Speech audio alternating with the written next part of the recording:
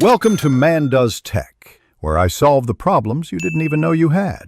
In this video, I will explain how to make Kunafa cheesecake. First, you'll need to prepare your Kunafa dough by shredding it finely and mixing it with melted unsalted butter. This creates the crispy base and top layers. Next, we'll make a light sugar syrup which will be poured over the warm Kunafa after baking. Finally, we'll get our cream cheese ready for the rich, creamy filling. Let's dive into the delicious details. To start, take about 500 grams of Kunafa dough and pull it apart into small, even strands. Then, melt 150 grams of unsalted butter and pour it over the shredded Kunafa, ensuring every piece is coated.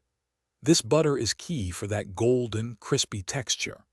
Now, press exactly 1/2 of this buttered Kunafa mixture firmly into the bottom of a 9-inch springform pan, forming your base. For the luscious cheesecake filling, begin by beating 700 grams of softened cream cheese until it's perfectly smooth. Next, gradually add 1 cup of granulated sugar, 1 teaspoon of pure vanilla extract, and 2 large eggs, one at a time. Mix on low speed until everything is just combined. Be careful not to overmix, as this can incorporate too much air and affect the cheesecake's texture.